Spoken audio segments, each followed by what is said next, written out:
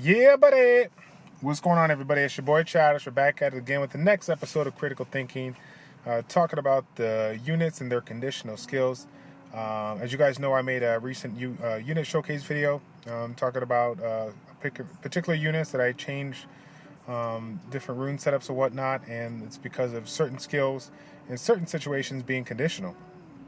And so we're going to go ahead and use this video to go ahead and elaborate on that, and we'll do some testing.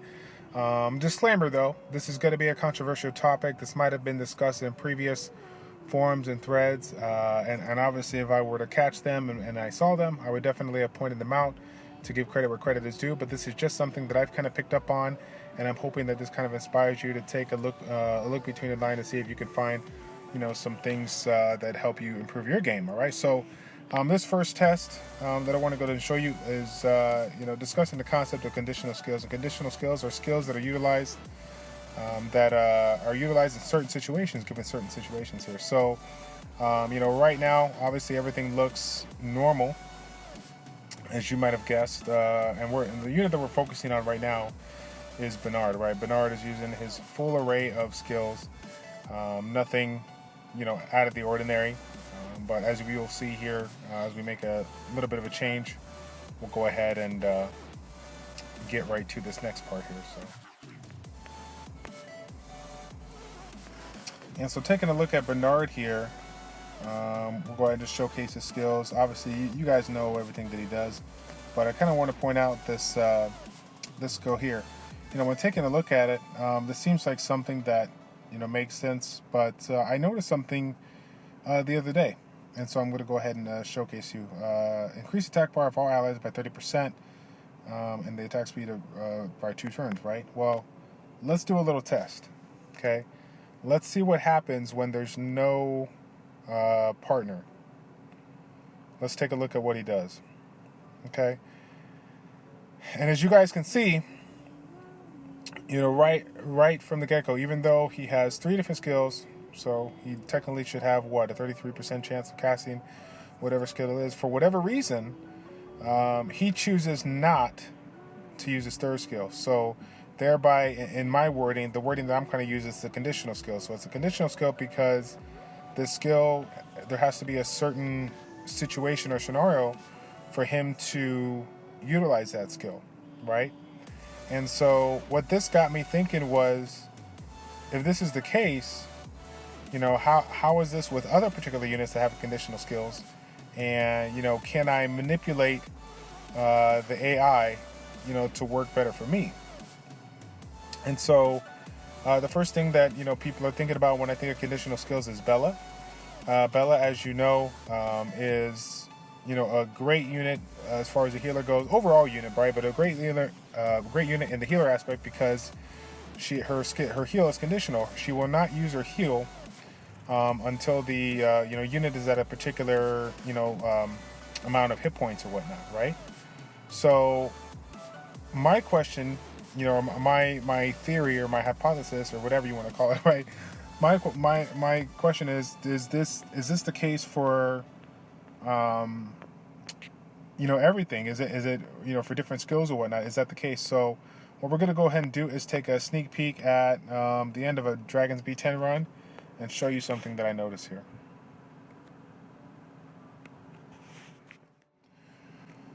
All right, guys, so we're back. Getting ready to showcase that last little round. Just showing this last little bit here. As you see, getting multiple turns on both Megan and Bella. And we will note that both of their skills currently, as far as the Seize and the Toad Poison, are what I consider conditional skills. And right now, both of them have been on cooltime for upwards of 2 to 3 turns. But until the beneficial barrier has been placed, they didn't cast the skills. So what that means is, for a Dragon's B10, in this particular situation, those 2 skills are considered conditional because they will not utilize them unless the beneficial blocker or the immunity is up, which is a very, very good thing because obviously when you're trying to utilize particular comps with 1 to 2 beneficial blockers or buff removers, it definitely makes it worthwhile to have that skill available, what it is. So, obviously I don't know if that's a glitch or whatnot, but it works to our advantage, so we'll go ahead and take it. Let's hope Comtwist doesn't watch this video if that's that's a bad thing. But the theory can get, be proven right here with regards to Megan right now. So you will notice as Megan is doing this particular, just leading into the fight, she will constantly be casting her first skill and her third skill, but she will never use her beneficial blocker, right? And that kind of makes sense. In a PvE setting, she's utilizing these, 2 out of 3 particular spells, and while you would think that, every skill should get rotated as normal, but for whatever reason, the AI sets it up so that these particular skills are conditional. So obviously that benefits us, why we, so that we can get the most bang for our buck. But the reason I bring this up is if you watch the unit showcase, that I made, you will notice that I recently switched Megan from the Swift set to the Violent set with just under 10%, I think it was 10% health. Sorry, 10% less speed. I take that back. So the reason why I bring this up is because, when you have the opportunity to manipulate conditional skills, you want to make sure that they're up all the time. And obviously, when you go from Swift to Violent, especially when you're talking about like a unit like Veramos, you got to make sure that you have a X amount of speed, right? You don't want to go from a 220 Swift set to a 140 Violent set. You're going to lose out on a lot of potential to keep the consistency of the buffs removed. But as you might have guessed, if you have the opportunity to keep the speed, right there where it needs to be, where we're currently at, you will notice that it can only help you by having a Violent set, because in a situation like this where you have yourself a unit that's providing attack and defense buff in addition to an attack boost, you're only going to benefit yourself by reducing the amount of cooldown times and getting the skills up more and more and more, so that you can help prevent this, right? This is definitely a very, very situational kind of setup here with regards to utilizing Spectre without like another attack age increase like a Vertigo or whatnot. But because I'm constantly getting an additional turn, every 1 to 3 turns, it's thereby reducing my opportunity to have my attack buff, and essentially giving myself more opportunity to stay alive and more damage to my damage dealers by providing that buff constantly. So I basically, if you guys remember, I had my Chandra team, right? So I had my Chandra, my Dragons B10 team that was comprised of this particular setup. And this was anywhere from a 245 to 315 clear. And the reason is because, obviously it just kind of depends on the damage. If I had the if the buffs were on Theo and the buffs were on Chandra, got some big hits, it was great.